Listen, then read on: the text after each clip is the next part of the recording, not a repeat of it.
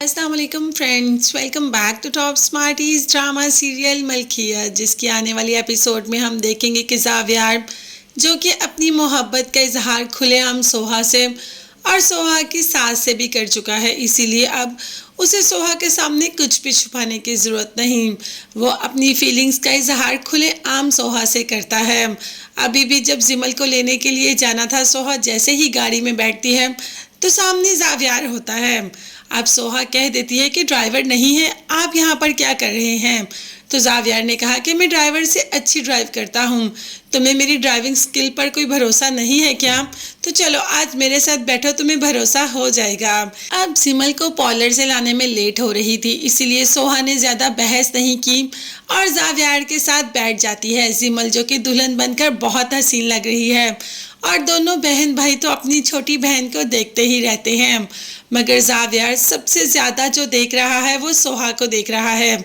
किरण ने भी ये बात नोट की और जावियार से बात कर ही ली कि पूरी शादी में तुम्हारी नजरें सिर्फ और सिर्फ सोहा पर है, क्या इसकी वजह पूछ सकती हूँ?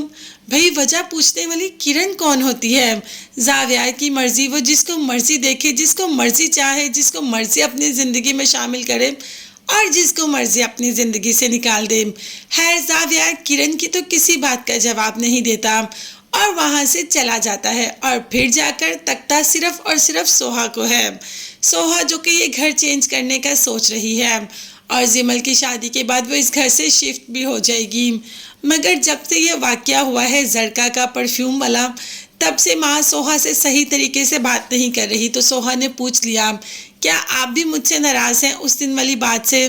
जिस पर माँ ने कहा कि नहीं, मैं तो तुमसे आंखें नहीं मिला पा रही कि तुमने हमारे लिए क्या कुछ नहीं किया, और जरका उठकर तुम्हें ही बातें सुनाकर चली जाती है और कोई बात नहीं।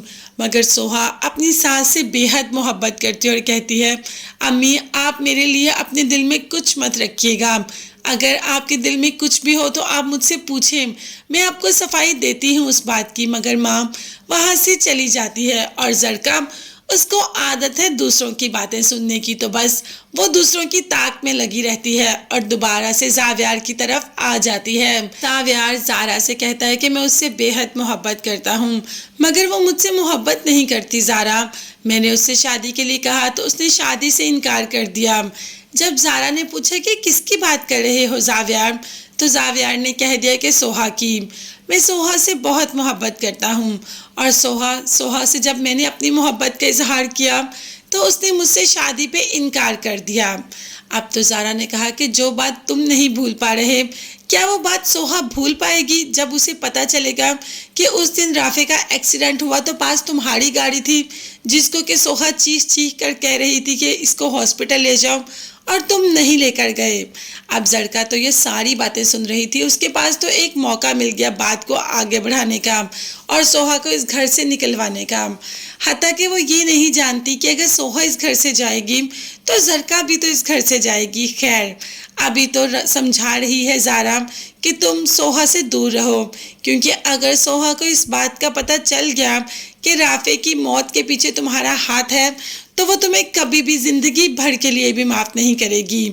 और उस माँ का क्या सोचा है जब उसको पता चलेगा वो तुम्हारी कितनी इज्जत करती है, जब उसको पता चलेगा कि इस सब में तुम्हारा हाथ भी था, तुम भी इसमें बराबर के शरीक हो तो।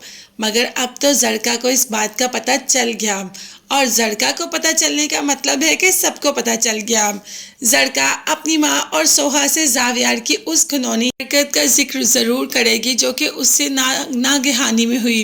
वो नहीं चाहता था ऐसे करना। जब भी उसे होश आया तब से ही उसने पता करवाना शुरू कर दिया कि वो लड़की कौन थी, नहीं तो जावियार इस बात पे खामोश भी हो सकता था।